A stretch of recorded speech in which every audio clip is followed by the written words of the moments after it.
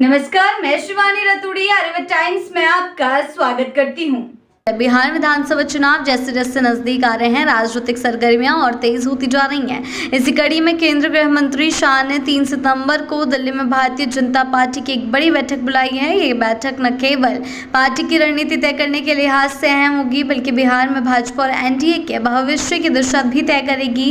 बैठक में बिहार भाजपा अध्यक्ष डॉक्टर दिलीप जायसवाल, राज्य के दोनों उप मुख्यमंत्री सम्राट चौधरी और विजय कुमार सिन्हा, केंद्रीय कपड़ा मंत्री गिरिराज सिंह, केंद्रीय गृह राज्य मंत्री नित्यानंद राय समेत कई वरिष्ठ नेता शामिल होंगे। ये स्पष्ट संकेत है कि भाजपा बिहार में चुनावी तैयारी को किसी भी स्तर पर हल्के में नहीं लेना चाहती। साथ ही आपको बता दें, वे पहले से ही पुख्ता रणनीति बनाकर मैदान में उतरने की तैयारी कर रही है। चुनाव की घोषणा अब 1 महीने के अंदर होने की संभावना है।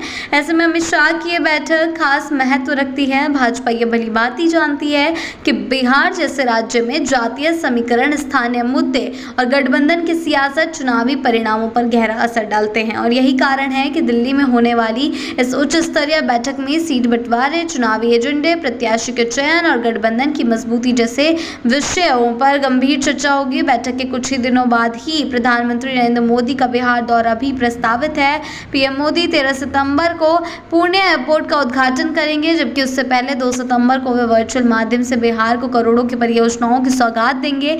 ये स्पष्ट है कि भाजपा केंद्र के विकास योजनाओं और बुनियादी ढांचे के प्रोजेक्ट्स को चुनावी नैरेटिव का अहम हिस्सा बनाने की रणनीति में जुटी हुई है। भाजपा का मानना है कि नीतीश कुमार की अगुवाई वाली सरकार की उपलब्धियां के साथ साथ केंद्र की योजनाओं की जनता के बीच जोरदार तरीके से पेश किए जाएं, ताकि विपक्ष के आरोपों और वादों के बीच विकास का मुद्दा प्रमुखता से उभरे। वहीं दूसरी ओर बात करें, राज्य में एनडीए के कार्यकर्ता सम्मेलन भी लगातार आयोजित हो रहा है। इन सम्मेलनों में भाजपा और उसके सहयोगी दल जेडीयू, हम और अन्य दल जनता के बीच नीतीश सरकार की उपलब्धियों को गिना रहे हैं। खासतौर पर शिक्षा, सड़क, बिजली और कानून व्यवस्था के क्षेत्र में हुए सुधारों को प्रमुखता दी जा रही है। इसके साथ ही लालू प्रसाद यादव के शासनकाल को जंगलराज के नाम से याद दिलाकर जनता को आगाह करने की कोशिश हो रही है। भाजपा का यह मानना है कि जनता अब स्थिरता और विकास चाहती है, न कि अराजकता और भ्रष्टाचार।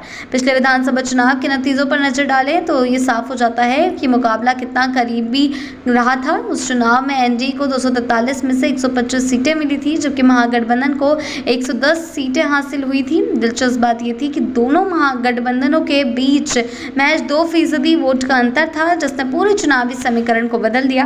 भाजपा ने 110 सीटों पर चुनाव लड़ा और 74 सीटें जीती। वहीं जेडीयू ने 115 सीटों पर दांव लगाया, लेकिन केवल 43 पर ही जीत दर्ज कर सकी। मांझी की हमने 7 सीटों पर चुनाव लड़ा और 4 सीटें जीतने में सफल रही। इसी तरह वीआईपी ने 11 सीटों पर चुनाव लड़ा और 4 सीटों पर जीत हासिल की। ये आंकड़े बताते हैं कि भाजपा ने अकेले ही एनडीए की सरकार बनाने में निर्णायक भूमिका निभाई थी। इस बार चुनावी परिदृश्य पहले से कई ज्यादा जटिल और रोचक है। एक तरफ महागठबंधन राहुल गांधी और तेजस्वी यादव की अगुवाई में मतदाता अधिकार यात्रा जैसी रैलियों से जनता को लुभाने की कोशिश कर रहा है, तो दूसरी तरफ भाजपा और एनडीए जनता तक नीतीश सरकार की उपलब्धियों और केंद्र की योजनाओं को पहुंचाने में जोर दे रहे हैं। खास बात यह है कि महागठबंधन में तेजस्वी यादव ने खुद को मुख्यमंत्री पद का उम्मीदवार घोषित कर दिया है, जबकि कांग्रेस ने अभी तक इस पर आधिकारिक मोहर नहीं लगाई है। दूसरी ओर भाजपा और जेडीयू के बीच सीट बंटवारे को लेकर भी चर्चाएं तेज हो गई है।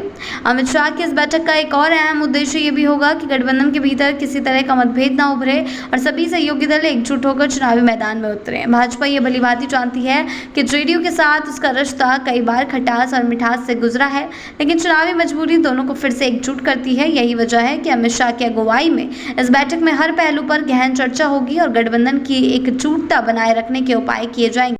ऐसी ही अपडेट्स के लिए जुड़े रहें आर्यव्रत टाइम्स के साथ ही चैनल को सब्सक्राइब करना ना भूलें और हमारी फेसबुक और वेबसाइट के साथ भी जरूर जुड़ें।